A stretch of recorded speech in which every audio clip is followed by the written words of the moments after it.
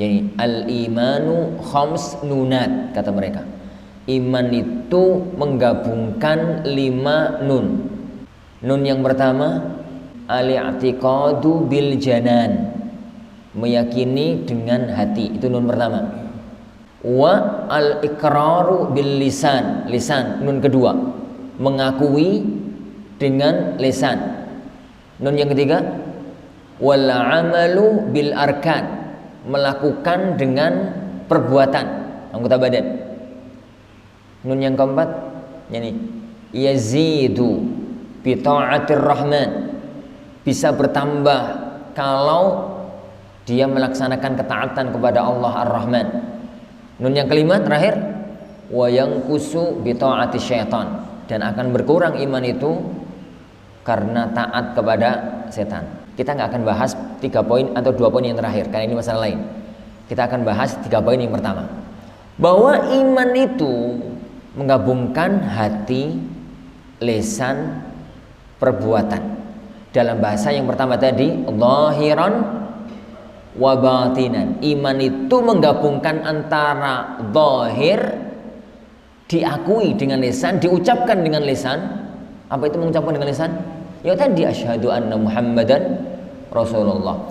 Mengakui dengan lisan ini harus sumbernya dari hati, kemantapan hati, pengakuan hati, keyakinan hati bahwasanya memang Muhammad itu adalah seorang hamba dan seorang Rasul Shallallahu Alaihi Wasallam.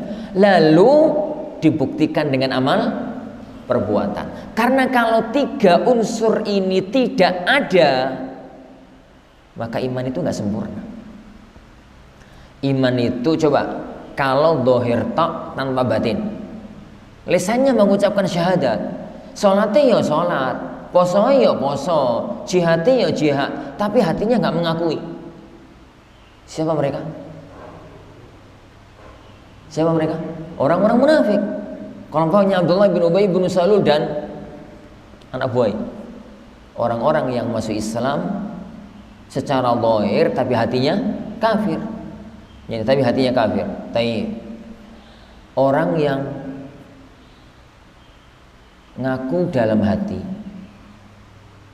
yakin dalam hati kalau Muhammad itu Rasulullah, dia mengucapkan syahadat, tapi belas yo rato gelem sholat, rato gelem poso, rato berbuat kebaikan, nggak pernah melakukan amal kebajikan, larangan-larangan Allah ditinggalkan. Siapa dia?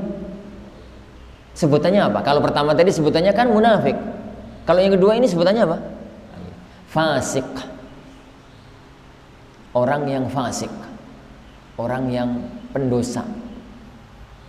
Dia mukminnya mukmin, hatinya iya, lisannya iya, tapi amalnya belas. Orang fasik. Terakhir, orang yang meyakini dalam hati kalau beliau Rasulullah, lalu beramal. Adalah amalnya dia lakukan, tapi tidak pernah terucap syahadat dari mulutnya. Statusnya apa? Dia meyakini kalau Muhammad SAW itu Rasulnya, Rasulullah SAW. Kemudian dia melakukan dengan amal perbuatan dia, membela Islam, membela dakwah Rasulullah, misalkan begitu. Tapi belum pernah terlontar dari mulutnya, belum pernah terucap dari mulutnya 2 kalimat syahadat. Wes, contoh pertanyaannya agak mudah. Contohnya sopo? Hah? Abu Thalib. Masya Allah, pinter-pinter antum. Ini Abu Thalib. Dia meyakini dalam hati, dan perjuangannya membela dakwah Rasulullah SAW semua kita tahu dalam syarah. Sayang satu, sampai meninggal dunia belum sempat ngucap syahadat. Statusnya apa? Kafir. Statusnya kafir, kekal di neraka.